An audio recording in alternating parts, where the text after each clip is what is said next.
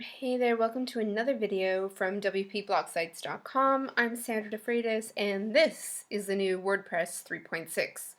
So what do you need to know about this new version of WordPress 3.6? There are 6 different things I want to show you today, 6 different things that have been added. There's more, but this is all that you need to know unless you want to really geek out. Then we can have a discussion about all the other geeky behind-the-scenes stuff that they've added. But here's what you need to know. So first thing they did is they added a much better autosave. So previously when you were working on a post or page, it would save every 1 minute, okay? But what had happened was a lot of people were losing things. They accidentally shut down their browser, they had a power outage, they closed a tab by accident. Who knows what happened, but some things would happen and they would actually lose some data.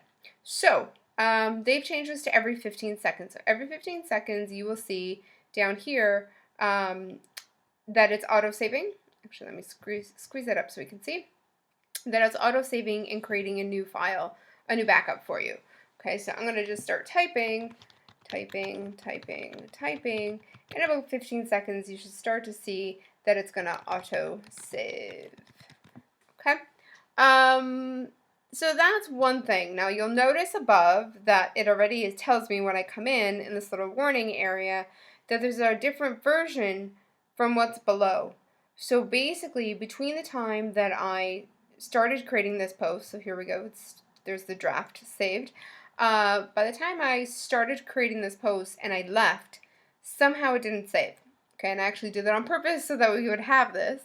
But what I did is I navigated away and it said, do you want to leave or stay? And I said, I want to leave.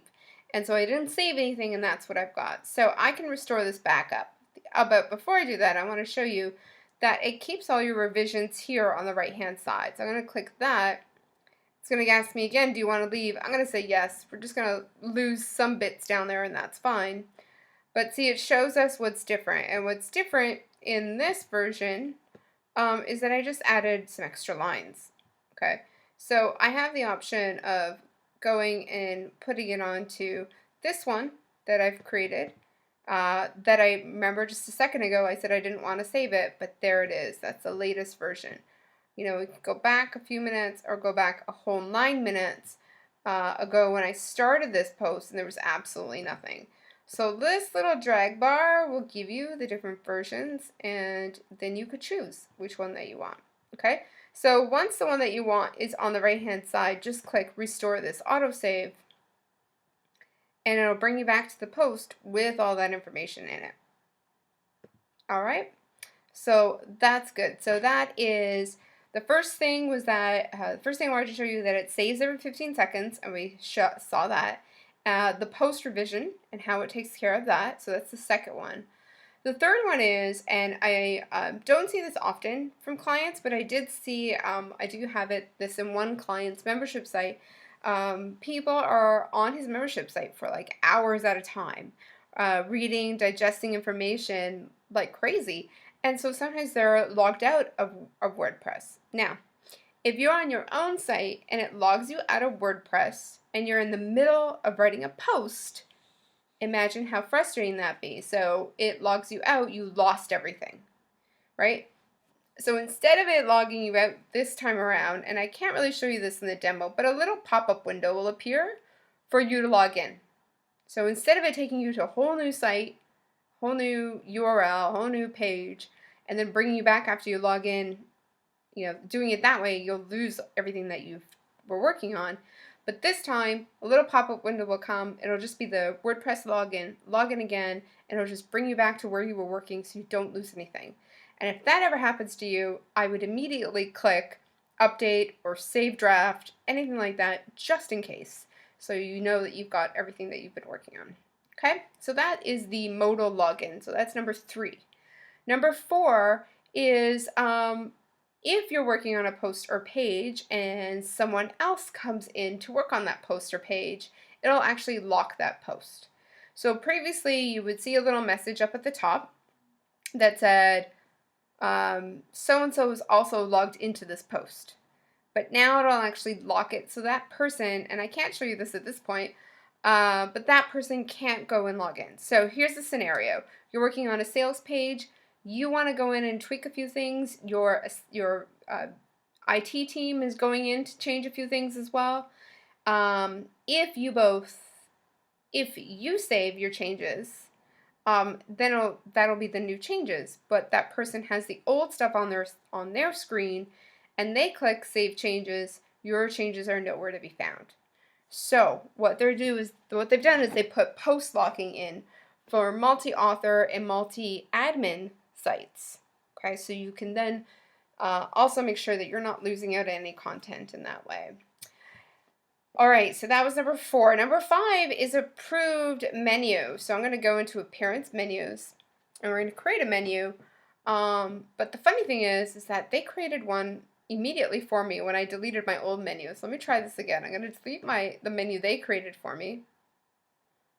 Okay, and we'll see. There we go. They just added all of my pages once again. So this is good and this is bad. This is good if you recognize this and you come in and you get rid of some pages. For instance, I have wishlist installed here, and I won't want, all these pages that I created for wishlist showing up on my menu bar. So I'm going to go in and remove them. A couple of them here. This wishlist member page is part of wishlist. Definitely don't want that there. It won't make any sense if anyone goes to it anyways. So I'll leave sample pages for us. Maybe I'll leave dashboard and testimonials, but you've got the point. So that's one of the features. They made this extra easy for you. And then you can also move these. Now this is old, an old feature, but just something I wanted to point out to you. And of course you could still put in other links or links to categories in your menu. Okay, so I'm going to create this menu. They by default called it menu 1. I might call it main menu. So I know it makes a little bit more sense to me and any other human being coming into my site. Once you've got a menu stored, you can go into manage locations. Now with these newer themes, they have you can create different menus for different parts of your theme. This one, for instance, only has a menu on the primary menu, which is the navigation bar, which is under my logo. But there are other themes where there might be a menu option on different pages. There might be a menu, different menu, a sub-menu.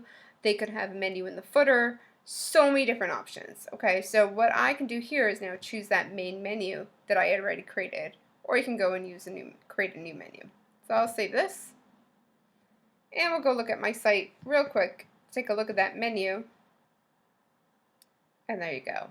Okay, so again, the new thing here is the customization of the menus, how it's working. You also have here under menu settings, do you want to automatically add new top level pages, so pages that are not a sub page of another page, to this. So if I click this and I go and create a page, let's say called, I don't know, sales page, that sales page will show up immediately in my menu bar. The good thing is, one less thing for you to think about. The bad thing is, if you don't think about it, and you put in a page that you don't necessarily want other people to have access to, either right now or as you're working on it or later on, it will show up immediately on your menu bar. So I like to uncheck it and give myself that own control to go in and add it myself. And yeah, so in this one here, there's only one theme location for my menu bar, and I'm going to leave it at that. I'll save that. And that's your menu. That's the improved menu customization. The other thing that they've added is a new theme creatively called 2013. So I'm going to activate this theme, and we can take a look at how it looks.